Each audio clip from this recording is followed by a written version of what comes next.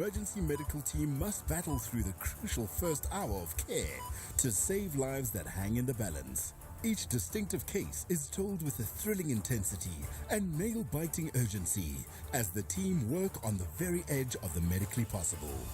This is a medical drama like no other. This is Critical. Mondays to Wednesdays at 9 p.m. on S3.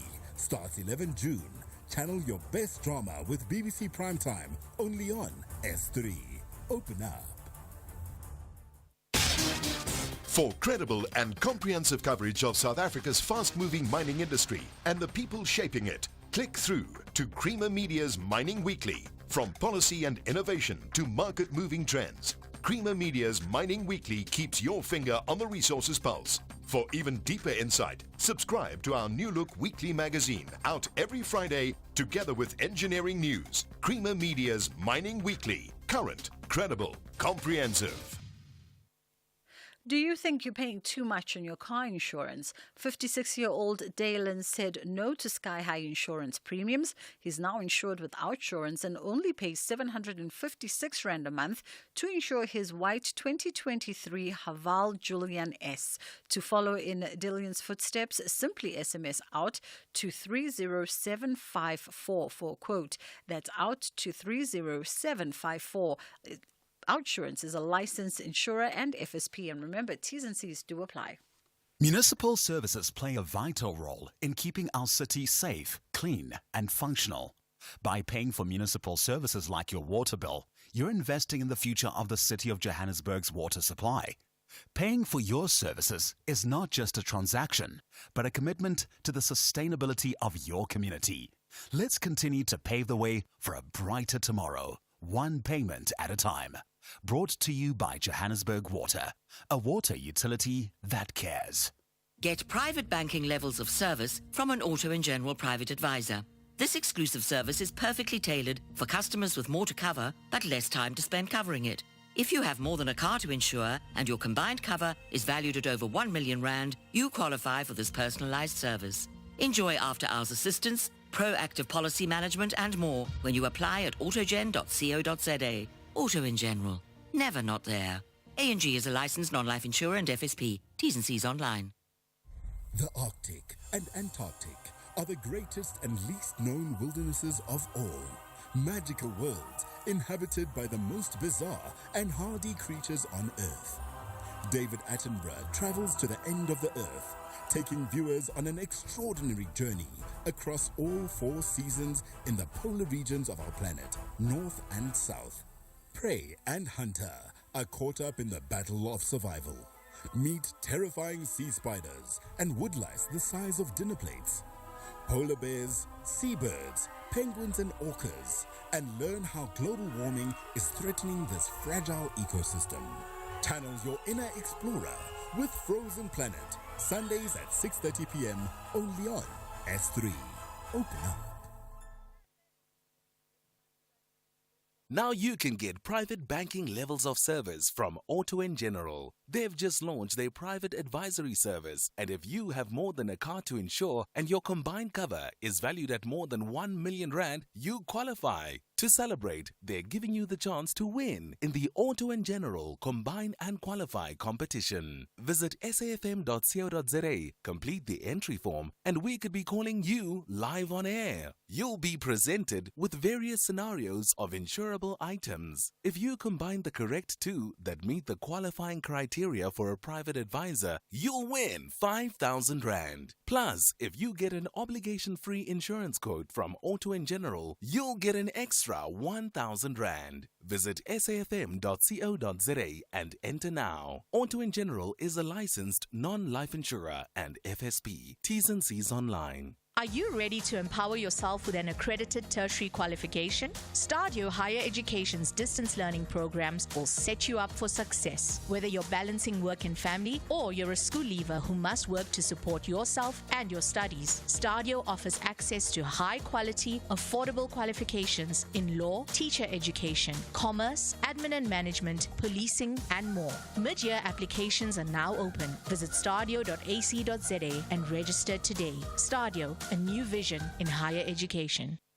Set in a gleaming new high-tech trauma center that deals with only the most serious cases, an emergency medical team must battle through the crucial first hour of care to save lives that hang in the balance. Each distinctive case is told with a thrilling intensity and nail-biting urgency as the team work on the very edge of the medically possible. This is a medical drama like no other. This is Critical. Mondays to Wednesdays at 9 p.m. on S3. Starts 11 June. Channel your best drama with BBC Primetime, only on S3. Open up. The Full Circle with Bridget Masinga, Monday to Friday, 1 to 3 p.m. It's just gone 20 to 1 o'clock, and of course we do have a bit of a late start with the Full Circle this afternoon because of that special broadcast that was coming to you live from Pretoria on the steps of the Union Building on the back of the presidential inauguration that just wrapped its official program, but of course all the celebrations do continue. We've got joining us now via the line Tessa Dooms, who is the program director at the Rivonia Circle. She's also a political analyst, a researcher, and a strategist. No stranger to the SAFM family as we reflect on, of course, the inauguration of the President of the Republic, Cyril Ramaphosa. Good afternoon to you this afternoon, Tessa. How are you doing? Good, thank you. Fabulous. Thank you for taking the time. Let's jump straight into it. You know, it's been a whirlwind of a month for most South Africans. I think everybody has been holding their breath in some shape or another. Let's talk about the significance of this inauguration, right? Certainly, it's not as important as the 1994 inauguration of the then President Nelson Mandela. However, it is important as it signifies the start of a brand new era of democracy, perhaps. Yeah, I mean, it signifies the end of the election season as we know it, because now the president has the ability to set up a government. And I think before today, we've all been wondering how a government will come together. And I think the inauguration of the president just signals that we are much closer to having a fully functional new administration. This is in the context of an unprecedented election result.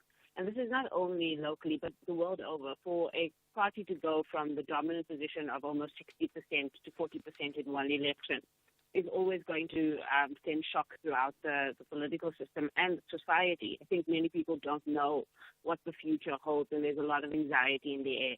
And so having a sense of normality in the ability to have an inauguration that is, we've seen inaugurations before, signaling the beginning of a government, will bring relief to many, but also a sense that perhaps there is a path forward to navigate, even in uncertain times.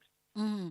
And when we look at the first 5 years, for instance, of President Ramaphosa's presidency, his leadership, he ran on the ticket of cleaning out house.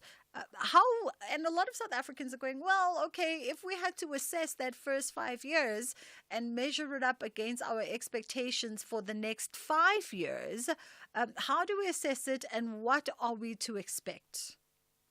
I mean, for me, and I'm going to talk as a citizen, the last 5 years have been underwhelming given the promises that were made when this administration started a year earlier than just the 5 years, we must also remember. And coming off quite a low base where there was very low confidence in the ANC and its administration before, there was really an expectation of a lot more. And granted, in the middle of all of this COVID did happen.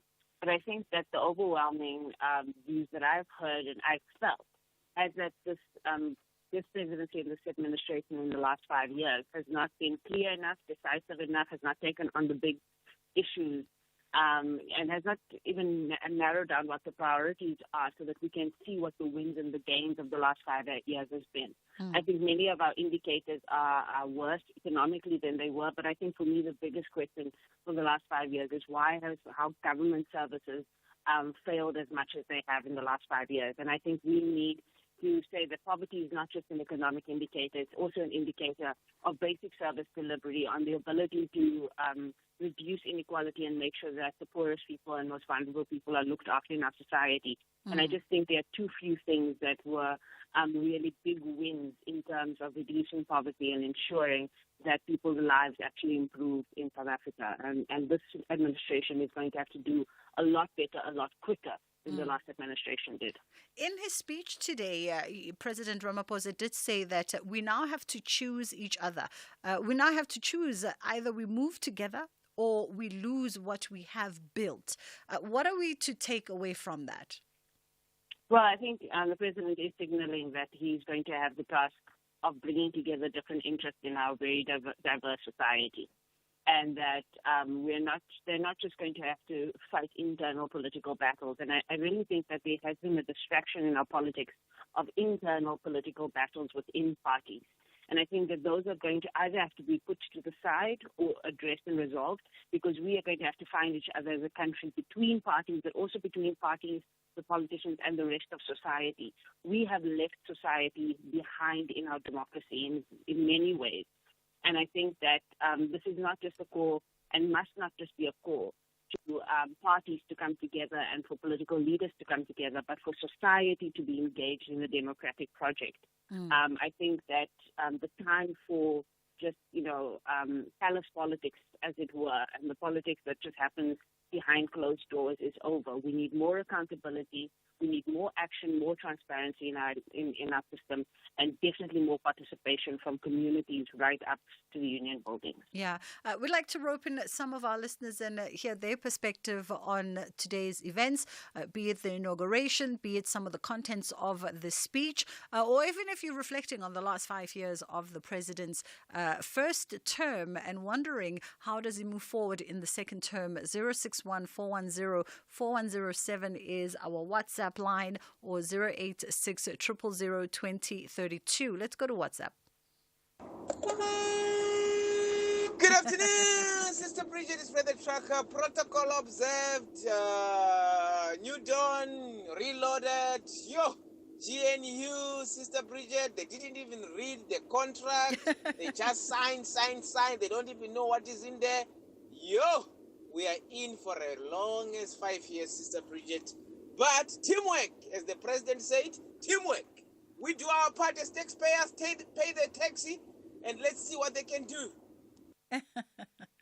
Teamwork makes the dream work, Tessa. But, Freddie brings up an interesting point there, right? Because there's been a sort of a back and forth between what will be perceived as the main GNU partner with the ANC in the last 48 hours about what is to be understood about some of the terms and conditions that are contained in the statement of intent. Even this morning, in fact, at the doorsteps of the union buildings, the chief whip, the ANC chief whip, basically was saying that Helen Zille is being mischievous.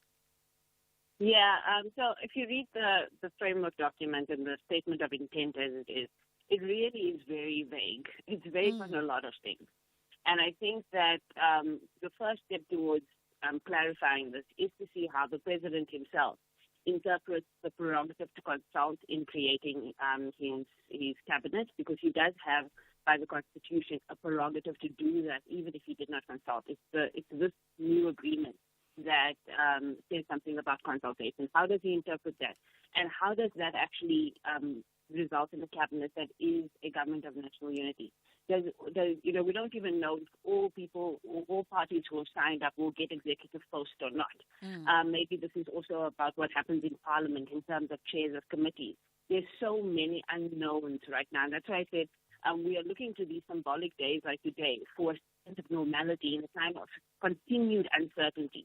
And so I think for us as the population and as citizens, we must not stop from asking the hard questions. We must read these documents for ourselves. We must ask what these things mean, because otherwise what we will have is constant, as the chief whip says, constant political mischief that can be created and misinformation that can be drawn.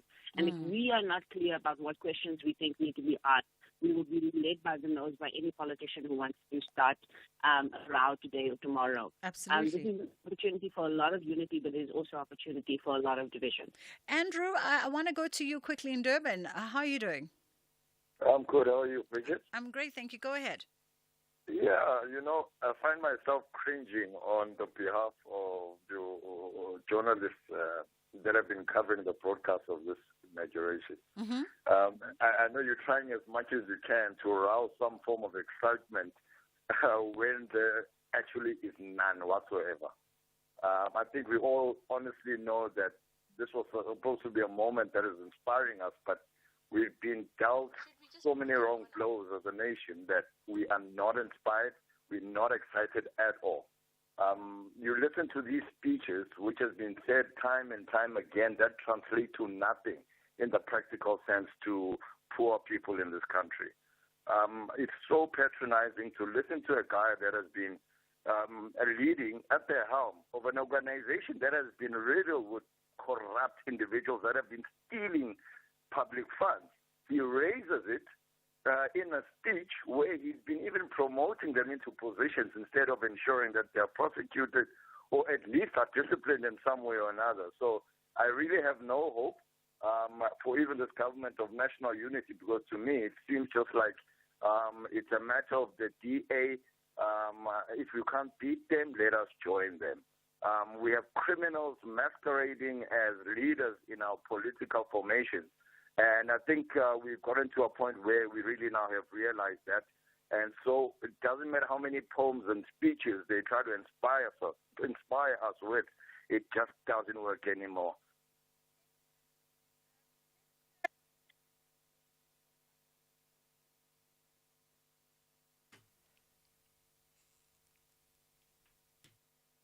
It seems as though we've lost Tessa Dooms, but understandable because I'm sure she's quite busy today.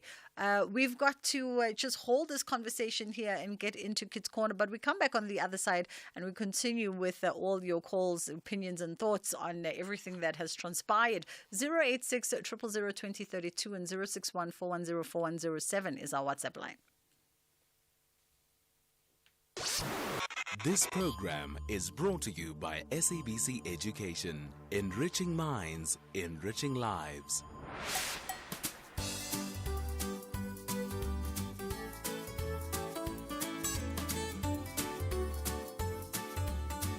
Good day.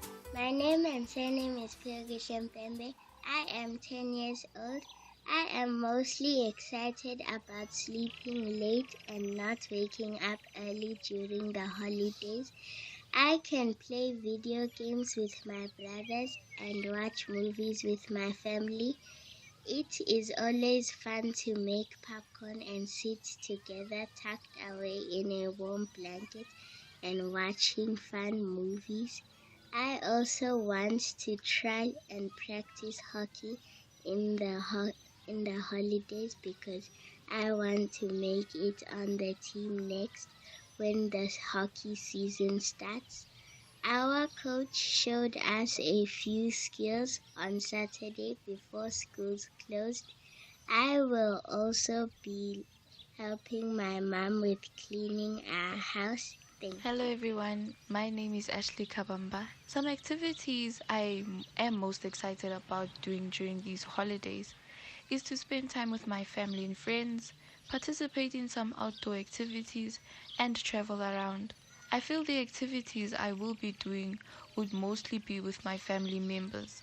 I believe these activities are a set of both hobbies and skills I would like to try out. These activities will be both indoor and outdoor, and my plan to stay physically active during these holidays is to find indoor activities like dancing and to prioritize sleep to help your body recover from the physical activities you do. Ways one could help more around the house could be by helping your family members in whatever task you could do to keep the house in order. Hi SAFM, my name is Andrew from Brackenhurst Primary. I am so excited for doing hockey and netball during the holidays with my friends and my big sister. This is my first time doing hockey and I really look forward to it. It is an outdoor activity that I can do at many places.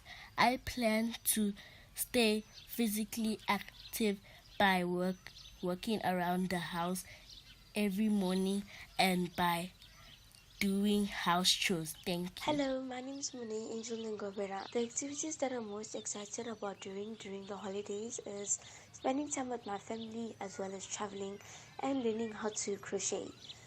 These activities that I will do involve both my family and friends, and these activities are new hobbies and skills that I want to learn further. They are outdoor and indoor activities, and how I do plan to stay physically active during these holidays is that I will continue exercising even though I don't go to school, and I'll also play games that can help me stay physically active. How I can help more around the house is that I can do chores, clean, and also help with a few things that are needed in the house. Thank you and have a lovely day. Hello, my name is Tad Burgess and I'm 12 years old. An activity I'm really excited about doing this holiday is hiking. To stay active during my holidays, I plan to go outside and play a lot. Hello everyone, I'm Ashvika Tali. My school is closed. During the holidays, I'm going to go out with my friends, sleep in late, relax at home, and obviously take care of myself. My parents have never planned how I should spend my school holidays. But I guess they do, in a way, because they're the ones giving me permission to do stuff like leave the house. But majority of the time, they let me spend my holiday in ways I want to spend it. Thank you for listening. Bye. Hello, my name is Machete. I don't actually have any plans for the holidays. I plan my holiday activities and sometimes my parents also do. I just want to have fun, even if it means staying at home with my family. Hello, my name is Brunamada. Children should not just wake up and do nothing. They should help out at home during school holidays because some people might be struggling and might need a second hand. Helping out at home helps those who are always busy in the house, like our parents, to get some rest since they have been working around the house since schools were open. I have thought of something that will be helping with at home during the school holidays. I will be helping cleaning around the house because there are some places which would be hard. Without any help, it can take a long time.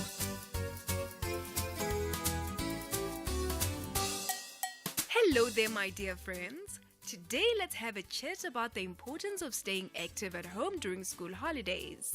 It's important for both our health and enjoyment. When we engage in physical activities, our bodies become stronger, our hearts stay healthy, and we feel happier overall. Whether it's playing outside, running around, or even dancing in your living room, these activities help keep your bodies fit. Exercise acts as fuel for our muscle and bones, making them strong and ready for anything. Plus, staying active ensures a better night's sleep, so we wake up refreshed and ready for more fun. During the school holidays, there are plenty of exciting ways to stay active. For instance, you can play games like tag of war, soccer, or basketball, or indigenous games with your friends and family. Riding a bike around the neighborhood is also a fantastic way to get moving. If there's a park nearby, you can go for a hike or enjoy the playground. And for safety purposes, always ask someone who's older than you at home to watch you. Even activities like jumping rope or having dance off in your room are excellent ways to keep you active.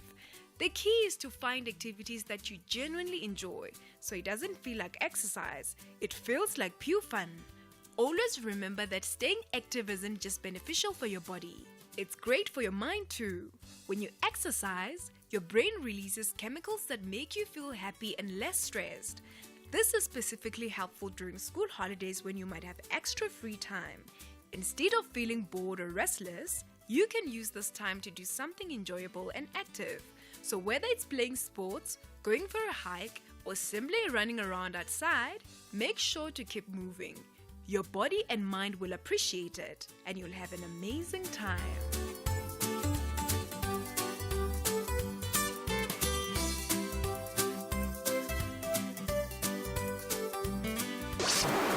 This program was brought to you by SABC Education. Enriching minds, enriching lives. Here, there, and everywhere.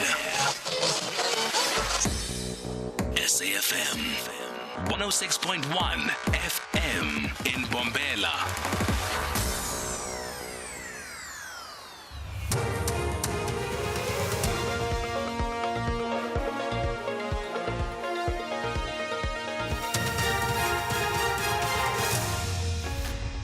The top stories this hour: Ramaphosa sworn in as president, and Parliament distances itself from Gous. A very good afternoon. President Cyril Ramaphosa has told a crowd gathered at the Union Buildings in Pretoria, where he was sworn in for his second term, that his administration will work to grow the economy and create jobs, amongst other things. He says the seventh administration will work to unite the people of South Africa. Ramaphosa has warned that those bent on sowing division in the country will not succeed. His assumption of office was met with applause by dignitaries gathered at the citadel of power. In the presence of everyone assembled here, and in full realization of the high calling I assume as President of the Republic of South Africa, I, Matamela Cyril Ramaphosa, swear that I will be faithful to the Republic of South Africa and will obey, observe, uphold, and maintain the Constitution and all other law of the Republic. And I solemnly and sincerely promise that I will always promote all that will advance the Republic and oppose all that may harm it. So help me God. Some young people say that they feel privileged to have been given the opportunity to watch the inauguration live from the Union Buildings in Pretoria. Many Pretoria schools bussed in pupils to witness history in the making. We are privileged because our parents never got the opportunity to see the president being appointed, so that's why we feel privileged. I think that he can improve and do better decisions this term and maybe fix the country's economy. I'm so happy because not a lot of people were able to witness or have an opportunity that I have today. So I feel privileged. To be honest, I do. I feel very excited. Parliament says it cannot apply the Code of Ethical Conduct for members retroactively. It says it cannot investigate the actions of DA MP Ronaldo Gous from before he was a member of the National Assembly. This after a video clip Gous made 15 years ago resurfaced after he was sworn in on Friday. Parliament says it is up to the DA to deal with the matter. In a statement to the SABC, the DA said it has been made aware of the video that Gous made 16 years ago and an online petition to have Gous removed as an MP.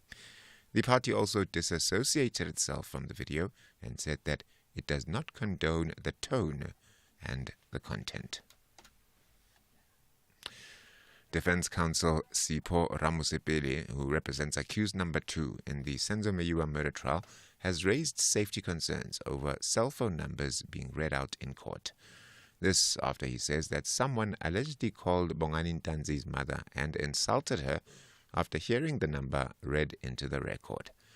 Ntanzi and 4 others are on trial at the High Court in Pretoria for the 2014 murder of the Bafana Bafana captain. Ramusepeli's concerns are based on Vodacom's Pinky Vaitelingam's testimony, who is back on the stand today. A call was placed to accused number 5's mother by some idiot spewing vitriol and idiocy, my lord. So we've discussed that with the state to say that in such a situation, we think that, especially for my client, but it will be on a case-by-case basis, that some of the names are sensitive. Therefore, if we refer to cell phone numbers, we should refer to the last 4 digits. And inflation in the UK has returned to the Bank of England's target rate of 2% for the first time in nearly 3 years. The economy and the cost of living are key issues in the run-up to the UK election, which is to be held on the 4th of next month. Here's the Labour Party's Rachel Reeves. Unlike Conservative ministers, I'm not going to claim that everything is all fine, that the cost of living crisis is over, because I know pressures on family finances are still acute, because while inflation is down, of course, those higher prices still remain, whether that's the cost of the weekly food shop, energy bills, or indeed people who are looking to remortgage or have seen their rents increase. The top story this hour, President Cyril Ramaphosa has told a crowd gathered at the Union Buildings in Pretoria, where he was sworn in for his second term, that his administration will work to grow the economy and create jobs, amongst other things. For SAFM News, ke Modupi Makgalemele. Here, there, and everywhere. SAFM 104.6 FM in Kimberley. Think bigger than just a banking partner. Think a team of specialized experts supporting you to make better financial decisions to enable your growth aspirations. Think a strategic partnership providing indispensable advice to help you make the right moves. Think bigger. Think Nedbank Commercial Banking. For more information, visit nedbank.co.za. See money differently. Nedbank. We're a licensed FSP and registered credit provider. SABC Sport delivers a warm blanket this June. 3 teams are playing their hearts out in the PSL promotional playoffs, all hunting for a special ticket to the Big Boys League of Ipola Nasemzansi. The queens of the beautiful game kick like real champs in the Hollywood Bet Super League. Foot Freak brings you up to speed on African football, while Final Analysis wraps up your weekend. LFC TV is the ultimate destination for Liverpool FC fans, while Sport at 10 keeps you awake on Wednesdays. Dive deep into comprehensive analysis of the world of boxing on the TKO. The Journos podcast brings together top sports journalists for engaging conversations and expert insights. Countdown to Paris brings you up to speed on the build-up to the Olympic Games Paris 2024 on Saturday evenings. There's action galore in the world of SABC Sport, Boxing World Weekly, NBA Lifestyle, Youth Sport Show, Goats Like Us, Racing 92, and many more. Happy Youth Month. Proudly brought to you by SABC Sport. For the love of the game. The Full Circle with Bridget Masinga, Monday to Friday, 1 to 3 p.m.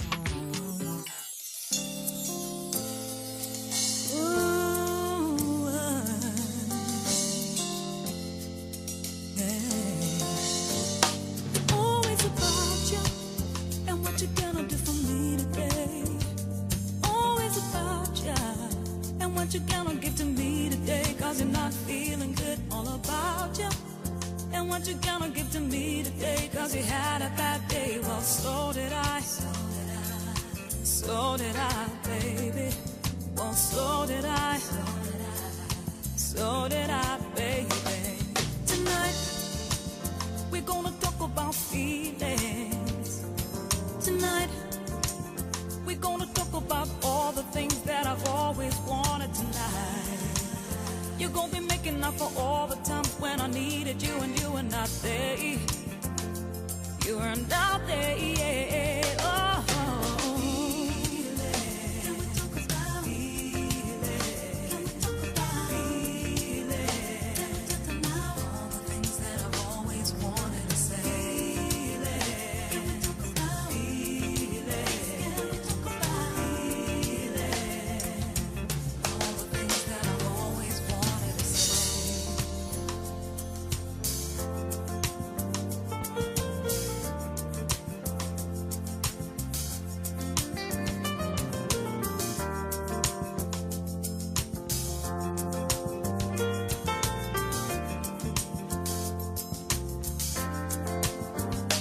Why you don't get this, I'll never truly understand.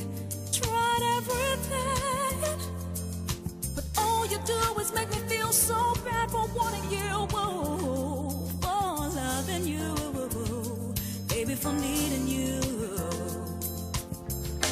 Whoa, baby, tonight we're gonna talk about feelings, baby, tonight. We're gonna talk about all the pain that I feel in my heart, though I'm loving you still. I'm needing you still, though I'm wanting you still. Oh, baby, baby, feel it, yeah. Feel it. All the things that I've always wanted to say. Can we talk about it? Give me some time, baby. All the things that I've always wanted to say. Yeah.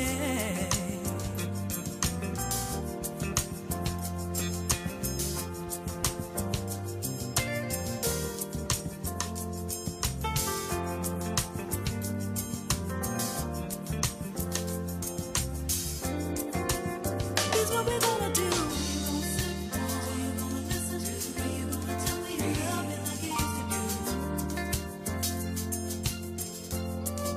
Here's what we're gonna do.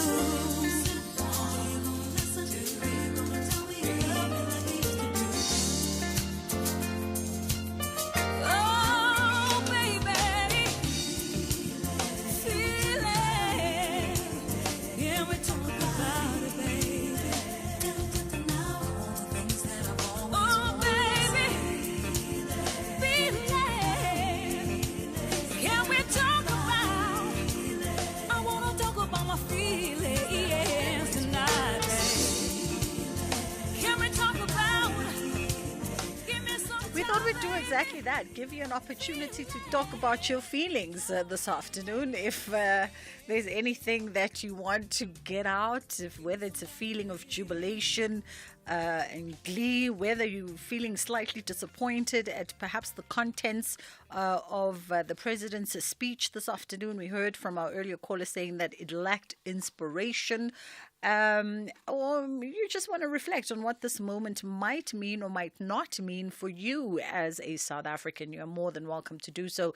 086 000 2032 is the number that you can call us on, and 061 410 4107 is our WhatsApp line. Let's go to Brian in Cape Town. I just want to support the statement made by your earlier caller. I totally agree.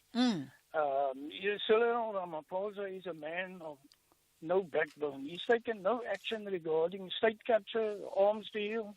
No one has been convicted. But that aside, I'll just say a true democracy cannot be built on an undemocratic basis. Like what has happened at Codesa. The public were never consulted about whether they want to accept this capitalist system. This capitalist system is a system which is based on the exploitation of one class by another. So that is undemocratic. Many secret deals were struck. I have no hope for the government, GNN, doing any good to the working class. The working class, it has never helped the working class throughout history or in any country throughout the world. Okay. Because the capitalist system is the foundation, so exploitation will continue, corruption will continue as it has done before. So Ramaphosa must still answer his trading in dollars at Pala Pala, for example. Points taken, Brian. Thank you so much for the call. That was Brian Art in Cape Town. Let us go to, is it Sipiwe in Midvaal? Yes, dear. Yes, go ahead. Even me, I'm not happy about this government. Okay. At all. And I doubt if they'll survive, even in 6 months, they will collapse. Reason being, already, Mr. Zille said, Ramaphosa must not call, anybody. There's no free lunch. Yeah, so for me, this is not GNU. Just a group of parties who want to run this country. Yeah. Yeah, you see, if I had my way here, you were supposed to vote again, re-vote, so that you can see clearly who got 50 plus. Yeah. But now they did not do that. Okay. So I doubt really this government would achieve anything. Thank you. No doubt for me. Thank you so much, Sipiwe. And of course, Sipiwe in Midval echoing some of the sentiments that were shared by some political analysts as a build-up towards this inauguration. Even last week, when Bongi Wezwani and myself had that special broadcast on the day of the first sitting of Parliament, some of the political analysts in studio said that they give this government of the GNU just 6 months. We'll see how it goes. This morning, Dr. M.T. Solomon of Gift of the Givers is saying that this is really a government of selective unity. So there are some skeptics out there, that goes without saying. And Spiwe echoing the sentiments of some South Africans, a vast number of South Africans that wanted to go for a rerun, a snap election. Would that have been something that was feasible? I guess so. Is it something that would have yielded different results? We'll never know. We'll never know. And whether or not those results would have been in favor or even more detrimental towards the ANC and its GNU partners, we'll never know. 061-410-4107 is our WhatsApp line. Let's go to WhatsApp. Arts, culture, and robust conversations with Bridget Masinga. Let's have the conversation. WhatsApp voice notes on 0614 104 107. Good afternoon, Bridget, and good afternoon to SAFM listeners. Bridget, please, man, make me to understand. Is it all done and dusted now? Why I'm asking that? MK Party still have a case in international court. Are there any chances or anything can happen which can change all of this, what happened today? Or it's just they are playing? Please help me to understand that. It's Honorable Magwekha Kubani. I just want to know, and at least to be safe. Thank you. Danko. Hey, good day, Bridget. Hey, you are in a very bad seat, unfortunately. People will come and say everything they feel like saying. But anyway, it's good because we've got freedom of expression. So whatever the guys they say, they must just remember one thing.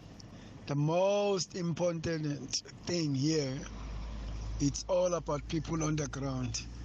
So you can backlash, Ramaphosa can backlash, the so-called former leaders, and you can do whatever, as long as we'll take care of our people on the ground.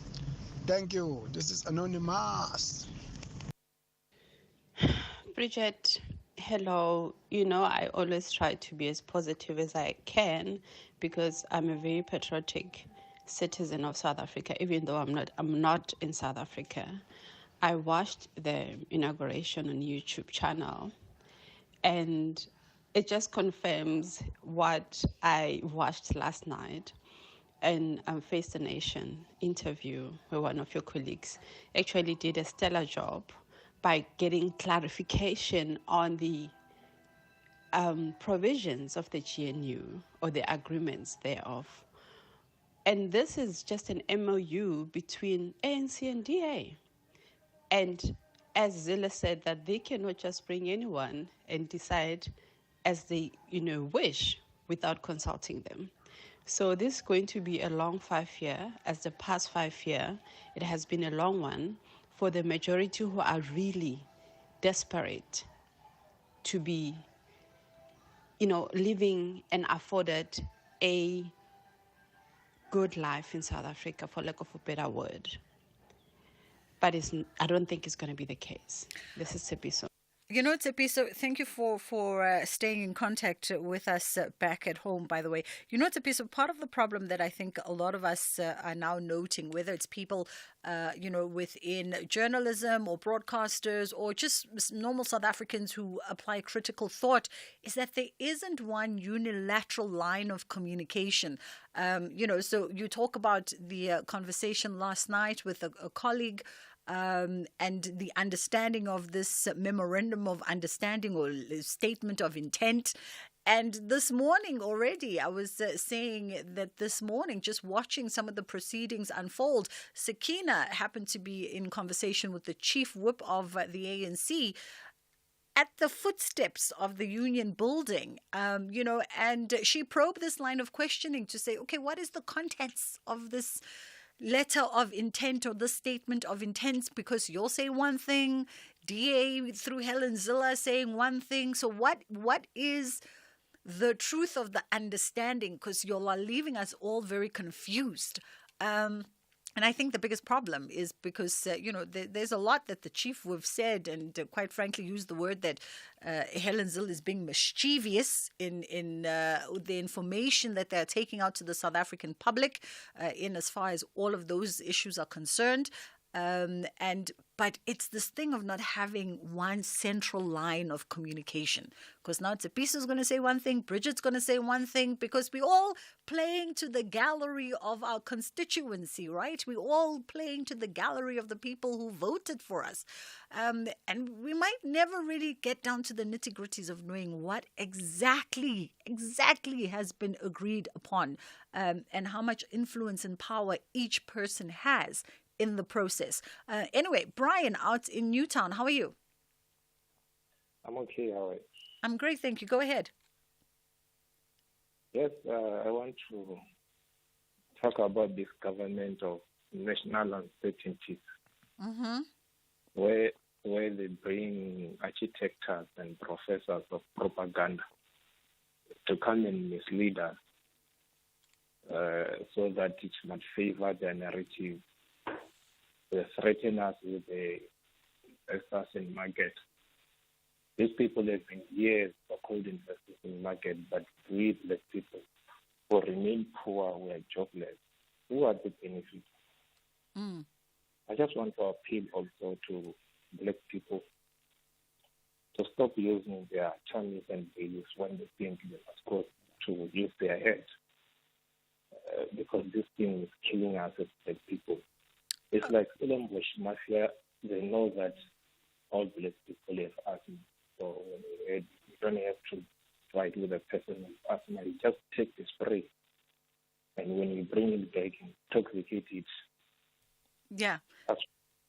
Thank you, Brian. That was Brian in Newtown, terming it the government of uncertainties.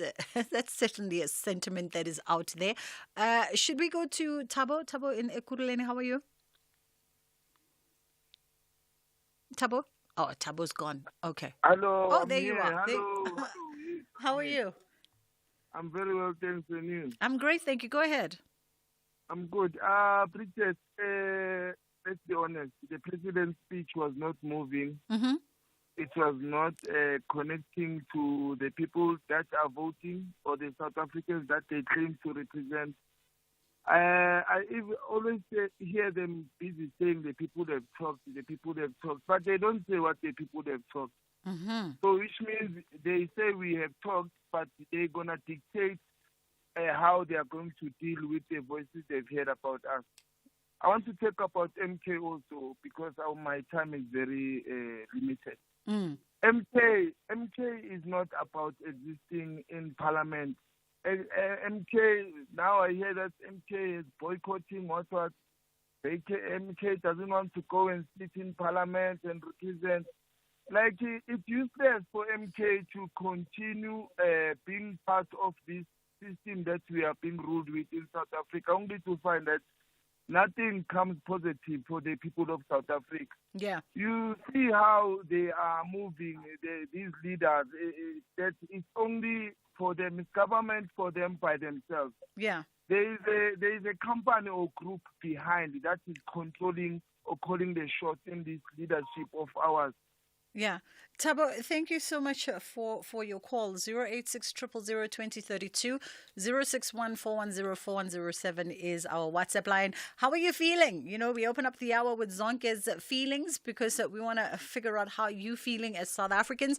We've run through a gauntlet of emotions over the last month or so as a build up to the elections, and then of course the week of elections, subsequently the 2 weeks that have come after that to this point of where we are. A few people sharing the sentiment that perhaps the president's speech lacked inspiration. And I was rewinding in my head to say, I mean, post the "We Are African" speech, have we ever really had an inspiring speech by an incoming president? Have we ever had a speech that set the course?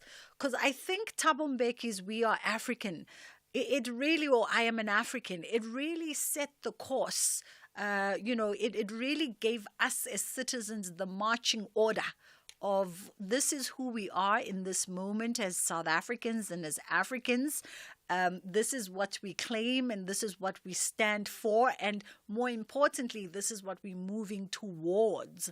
That speech always sticks out for me because I feel as though that speech gave us context of the man, of his thinking, of his greater plan for Africans as a collective, but also specifically for his nation.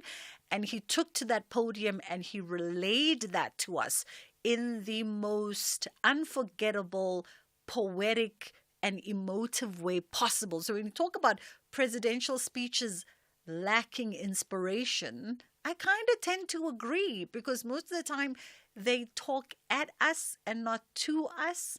And really, it was "I Am an African" that stands out still today as the benchmarker of what it means when a leader says, let us galvanize together for common purpose.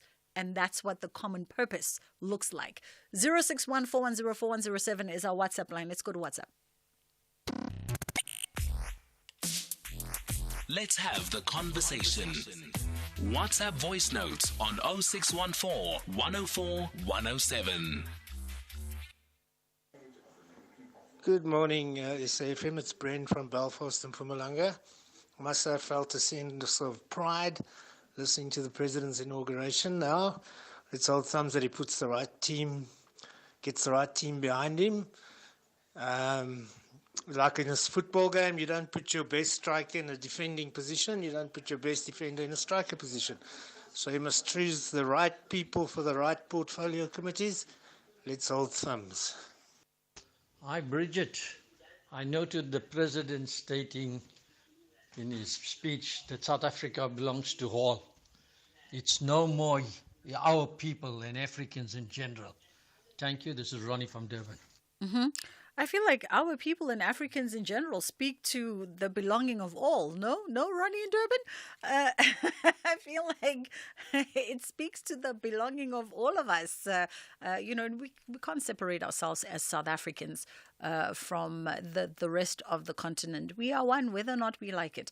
086 000 2032 061 410 4107. Okay, we've got time for just one more or two more calls. Ali in Mahikeng, how are you? Hi, Sister Bridget. Great. You sound very chipper, Ali. No, I'm fine. Yes, sister. Yes. It's very, very true what you're saying now about this government of nefarious uncertainty, this nefarious unity. Is it going to cascade down to the provinces, to the local government? Because it's like the ANC struck this deal because they didn't have the majority. What about those places where they've got the majority?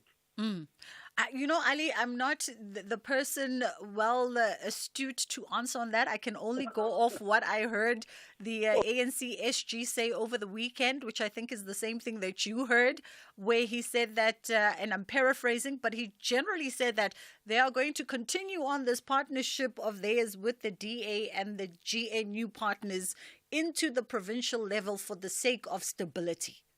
And I'm not using his exact words, but that's what I heard him say during the press conference over the weekend. Let's go to Richard in Cape Town. Hi, this is Richard Mudau in Cape Town, yes. Hi, how are you? No? I'm good, Richard. Richard, I'm literally sneaking you in before Madupi, so we got to make it quick. Okay. What I said, the things come all right, and then Ramaphosa, as he said about United, it was our prayer. We have to be together. No brown, no white. Mandela said like that, no white, no brown, no black. We must be united. And this country now is not anymore South Africa. It's the United States of Africa. Aha. The way, yeah. All right. No more South Africa. Thank you, Richard. So, and then other thing, these things must stop. You see, like now they was choosing President Ramaphosa with Malema. They've got time to play our people. Richard, I've got to go to Madupi, but we get the essence of it. The moment signifies a unification, as you say, Mandela's rainbow nation being cemented perhaps in this moment. It's just gone 2:30. We thank you so much for sharing your thoughts on this. And I think we'll give it a close for today. But I'm sure Ashraf will pick it up in the 3 o'clock hour with you. It's just gone 2:30. Madupi Makhalamele is standing by with the headline news. Thank you very much, Sister Bridge, and a very good afternoon. In your headlines this hour, President Cyril Ramaphosa has vowed to work with all political parties that are willing to find solutions to the many challenges facing the country. 8 political parties are contesting by-elections in 6 wards at Umzumbe on the KZN South Coast, and Russian President Vladimir Putin and North Korean leader Kim Jong-un have signed a comprehensive strategic partnership treaty on the Russian president's first visit to Pyongyang in 24 years. Details of these and other stories at 3. Youth Month on SAFM. Hashtag Freedom30. Hashtag Youth Month. Bridget Masinga on SAFM. By the way, don't forget that, we're extending an invite for you to join me and my team in Makhanda next week. We're going to be out in the Eastern Cape in Makhanda for the National Arts Festival 2024. And we're giving you an opportunity to secure yourself, a set of double tickets. So you and a partner come through for 2 nights accommodation on us to come and enjoy the show, and return flights on us, as well as our partners in this, the Eastern Cape Provincial Government. And we're going to tell you more about that. We were hoping that we'd run this competition today, but in light of everything that was going on in Pretoria, we're going to give it the due attention it deserves tomorrow. But for now, though, just keep in mind that, I'm giving you an opportunity tomorrow to come through to enjoy the National Arts Festival with myself and my team. 2 nights accommodation, as well as return flights for you and a partner. It's got a great lineup this year because they're celebrating quite the milestone, 50 years of the National Arts Festival. And I'll tell you more about the T's and C's tomorrow. But yes, so you got to listen out to the show tomorrow if you've always wanted to go to the National Arts Festival, or you want to go this year particularly, because we might just make that a little bit easier for you. Right now, though, let's catch up with Dr. Daniel Hollander, who's a clinical psychologist, and we're looking at how to cultivate a secure attachment with your child. Now, we know that parenting is a journey that's filled with lots of highs, lots of lows, lots of joys and challenges, and that's constant quest to provide for your children, specifically emotionally. And we thought we'd tap into the doctor's skills and expertise to find out exactly how to do that in the healthiest way. How are you doing this afternoon, Dr. Daniel? Thank you for such a warm welcome and introduction, but I am well. It's a nice sunny but cold Cape Town today. I'm happy that you're finally experiencing the cold. I was getting a bit envious with everybody with the beach walks last week with short sleeves and shorts. Absolutely. Let's look at that, right? So when we talk about the parenting journey with its ups and downs and all the challenges that come with it, but central to that, I think, if I speak on behalf of all parents, is that they really all just want to raise well-adjusted, secured children. The journey to getting there, however, can be a tricky one. Absolutely, especially because parents are really the initial software engineers for those new young minds that are coming through. Hey, and I think also, especially within the South African context, it's so difficult because we've made such enormous jumps within the last 3 generations. From a generation that lived in the old structural violence of apartheid to the current one that's holding it in between to this new one that is starting to think differently. The Born Frees have only just finished university degrees and coming into the working. And it's such a jump from generation to generation. And when we talk about sort of that generational gap, perhaps, and how it might influence whether it's parenting or different perspectives, how do we then almost create a blueprint that allows for shared experience, but also at the same time a mutual understanding for the difference and the nuance of each generation? And I think to an extent, the question there can also be paraphrased to how do we protect our kids from our own struggles and from our own biases? Or maybe not protect them from our own struggles, but sometimes, struggles can teach you things that are a little bit dangerous. And I think, with any of these types of ideas like attachments, it's always important to understand the concept, but then also understand how it specifically relates within our South African context. Because we are a beautifully unique society, and yet it feels as if the world is a little bit behind us, but will learn from us. We're the pioneers, especially if you think of diversity within society. We really are the pioneers as a society on that.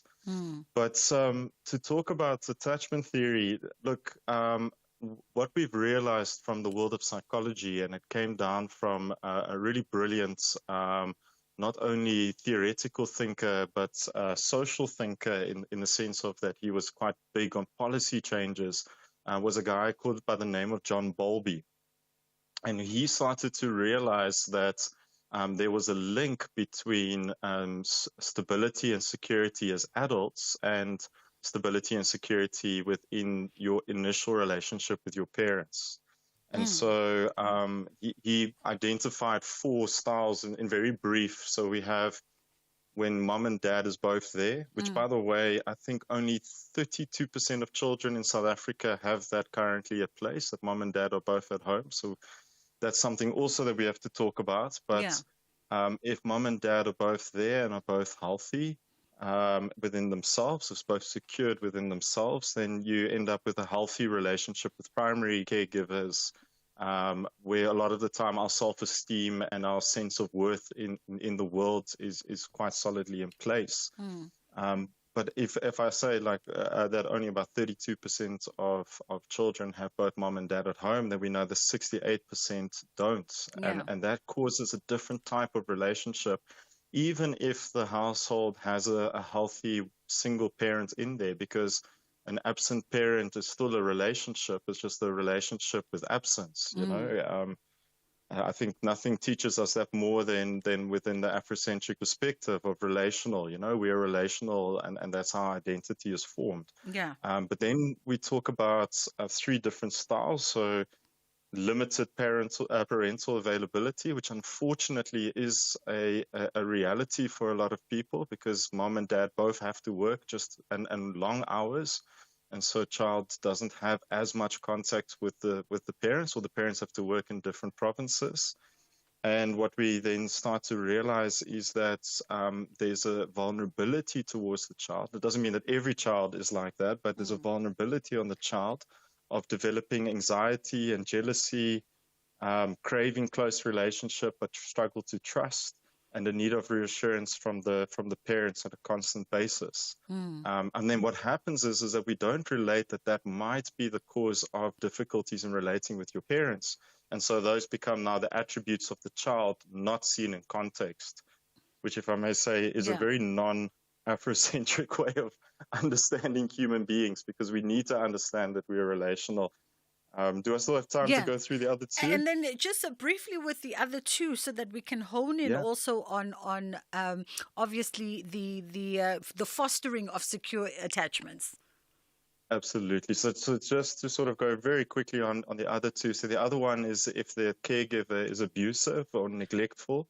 Neglectful can mean either physically neglectful, not giving you emotional support, or dismissive or not giving you care. Then we see a person who becomes independent too quickly, which means that important lessons of trust isn't learned for that child, but we often see that as a positive thing, oh, look how independent this child is, able to do things, but not realizing that later on in life that causes issues. And often it causes issues in tendency to minimize the feelings of others, patterns of withdrawal in relationships and disconnect, and no preference for parental presence. And so a disconnect from the family as well. Yeah. And then we have disorganized, where the parenting is completely inconsistent, very lovey-dovey at one stage, showering you with gifts, but then absent for long stretches of time. And that causes but also inconsistency around discipline, inconsistency about availability.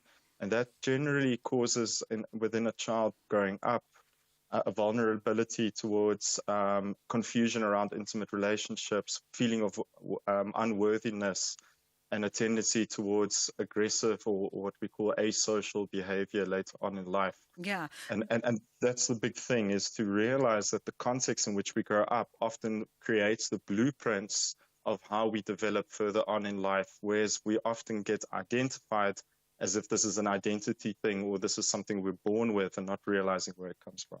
Absolutely. And that's a very important, I think, caveat to that conversation. And Dr. Daniel, let's talk about, the secure attachment, because that's ideally the kind of child that you would like to bring up in order for you to have that sort of well-balanced, well-adjusted adult.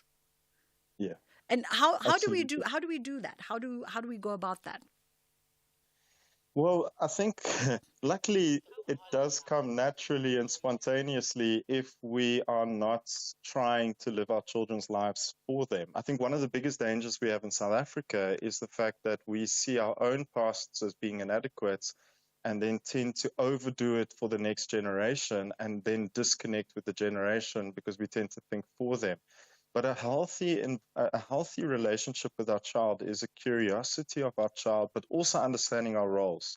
You don't want to be friends with your kids. Your kids will have enough friends. What they need is parents. And it's about modeling behavior. There's a lovely quote from Martin Luther King that says the difference between society and parents is that parents also teach consequences, but they teach consequences with compassion. And it's that compassion that's important, and it's about being able to guide your child through very difficult early life experiences, to be present, to be loving, to be caring. And I mean, if you like, it's about, and again, I bring that back to the Afrocentric, is that it's about sticking to the core values that are central to our society and to all our cultures, and to raise our kids within that framework. Yeah. But that requires ourselves to be living under that framework too, which is difficult for us. Absolutely.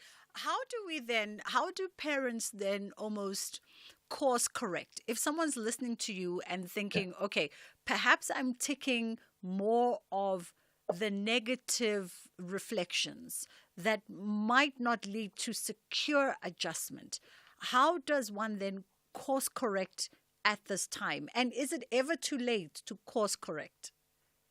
Well, remember that we had this tyrant by the name of Hendrik Verwoerd, who was specifically designing ways of destroying family fabrics within the majority of our populations. So there is a real component of that being true. And the problem is that if we didn't have healthy parents ourselves, what do we then model our parenting style to? And I think, that's where experts come in. FAMSA does amazing work around this. Imago Africa does amazing work around this, or to seek psychological help in regards to that. Facilities will be able to do something called family therapy or parents-child therapy that can really help to assist in modeling. But it comes down to, first of all, you need to take care of yourself.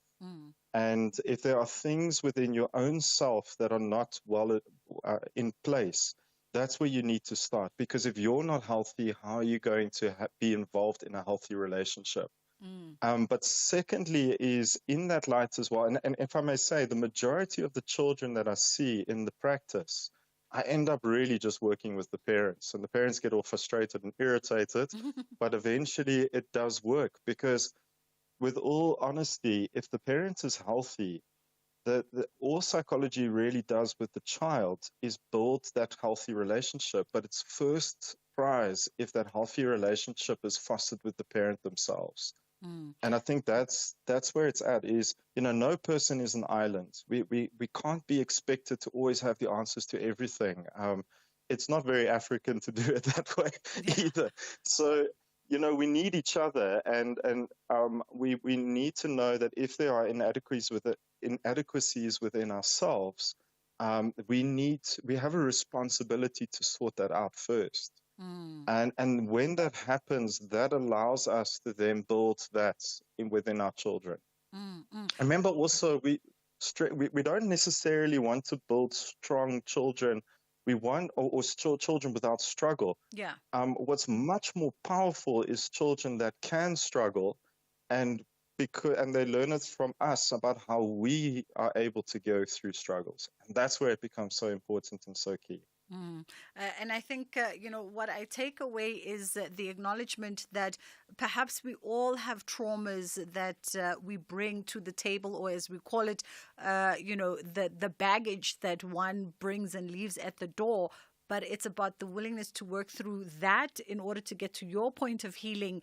And then you raise children better when you yourself have been healed. Dr. Daniel Hollander? Oh, we've lost. Yes. Have you got me back? Yes, we've got you back. Also your final thoughts? Yeah, and also that if you yourself didn't have a healthy upbringing, I think that's where it's important to bring the experts in, people who can really understand the nuances on that and help you to model a different type of parenting with your children.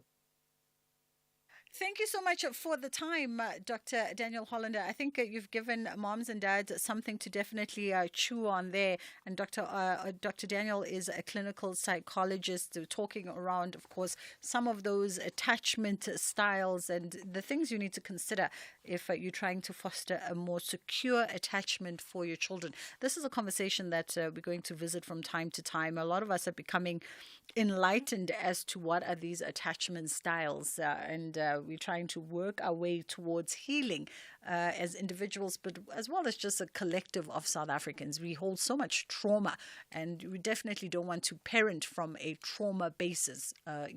We don't want any kids dealing with mom trauma, dad trauma. We just want healthy, adjusted children who grow up in healthy, secure, loving environments. And as you heard from Dr. Daniel Hollander, that does not mean that there's no challenges or struggle. It just means that a person knows how to work their ways through it in a healthy way. Let's take a quick pause, and then we come back and we wrap up the show. And we're going to just dip back into some more political conversations around GNU with our final guest.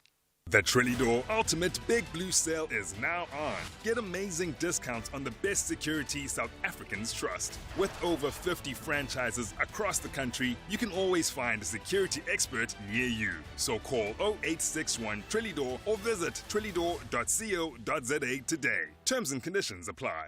Water infrastructure vandalism has costly and usually dangerous consequences. Stealing of manhole covers leads to the death of children. Every broken pipe or vandalized pump doesn't just cost money, but it also threatens our access to clean water, disrupts service delivery, and endangers public health and safety. Help us in the fight against water infrastructure vandalism by reporting any suspicious activity to the City of Johannesburg on 0800 002 587. Your vigilance can prevent a death or disaster. This message is brought to you by Johannesburg Water, a water utility that cares. Santi Africa! The great Olympians are heading to Paris with courage, determination, and eagerness to raise the flag of Africa Zonga very high.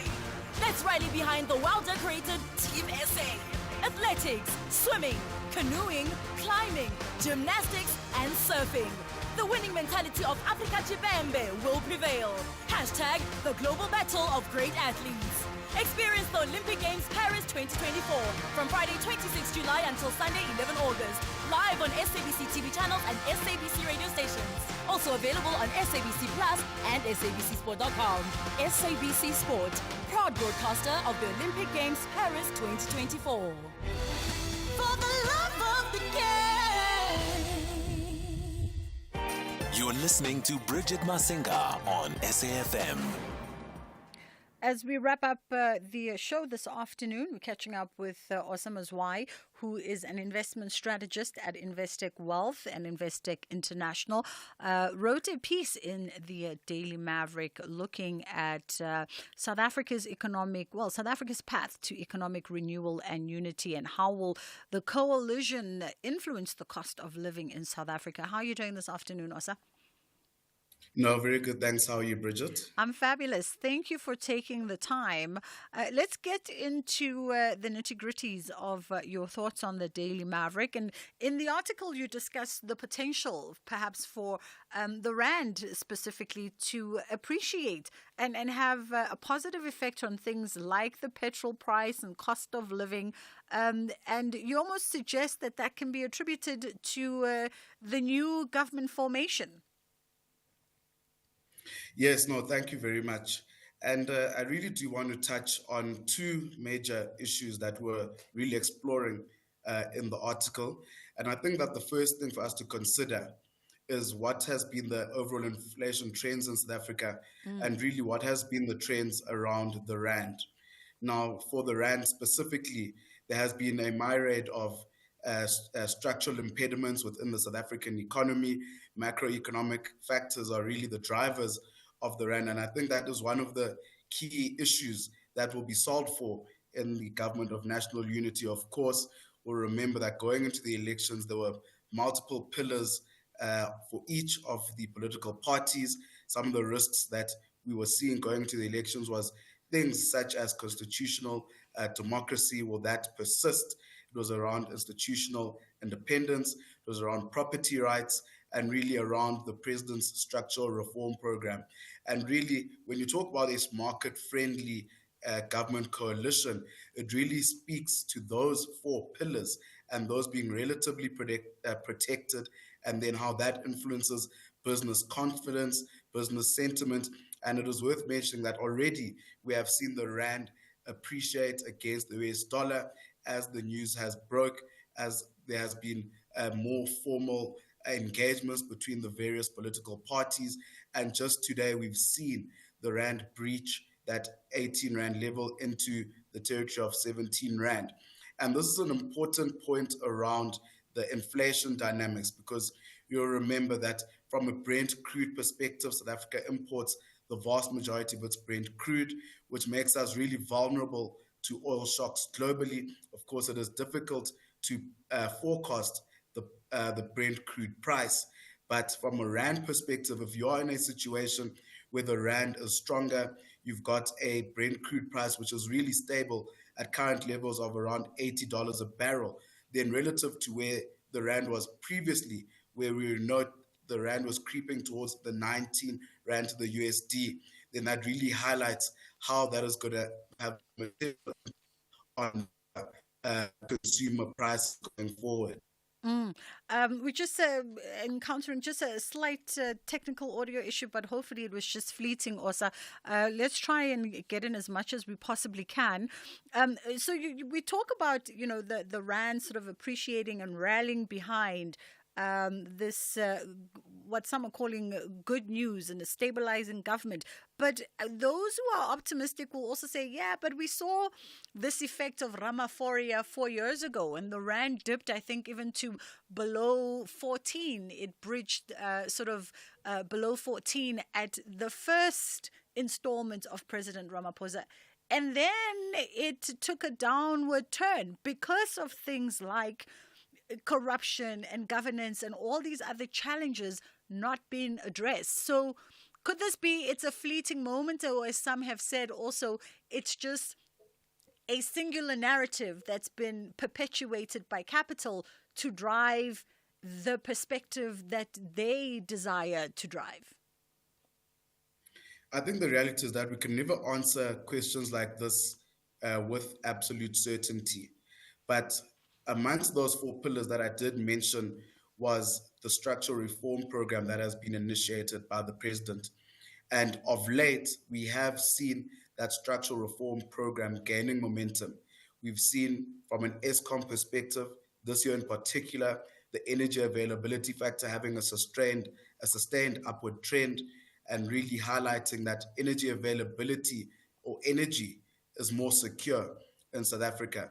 When you look at Transnet, we have seen evidence of some improvement or operational improvements at the ports and on the railway lines. And really that is one of the fundamental drivers for really saying this may not be a fleeting moment, because there is the structural reform program taking place.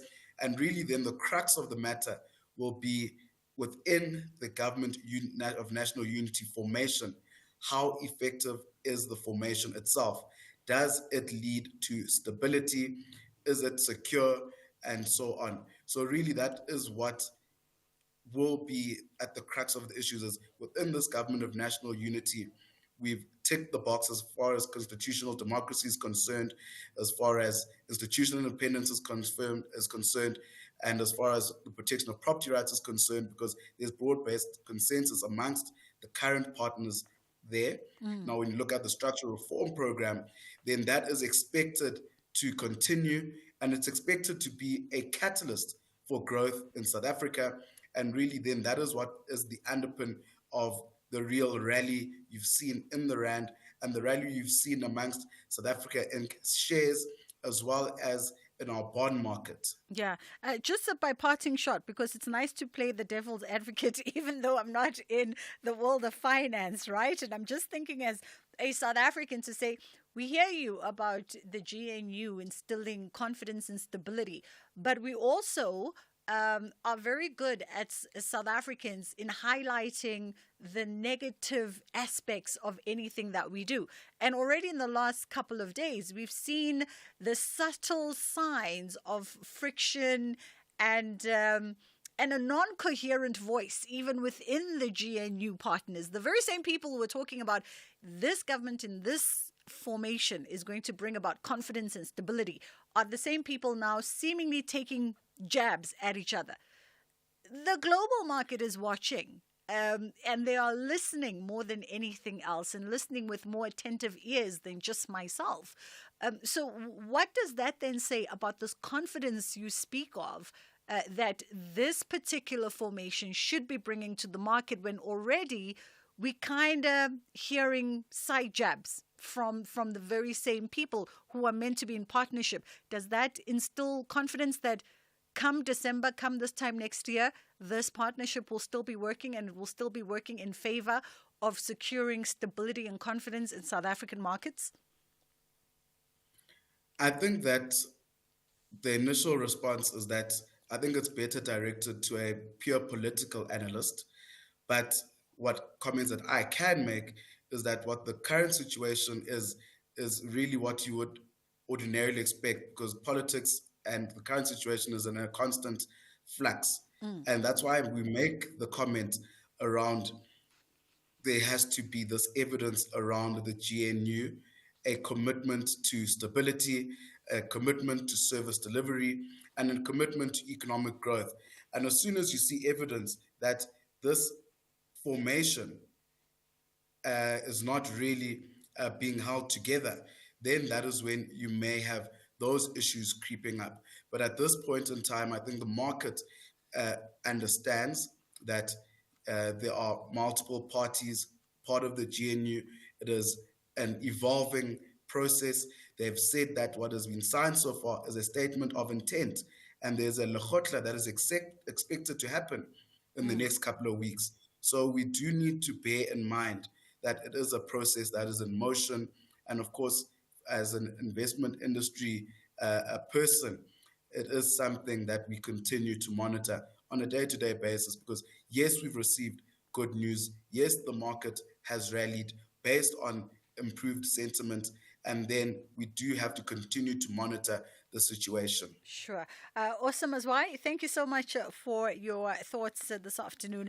That was Awesome Mazwai, an investment strategist at Investec Wealth and Investec International. And that is how we wrap it up from our end. Ashraf Gara and his team are coming through 3 till 6, continuing with the National Pulse. And I'm pretty sure there's still quite a lot on your mind. That's it. We will see you tomorrow, inshallah, God willing. Have a great day.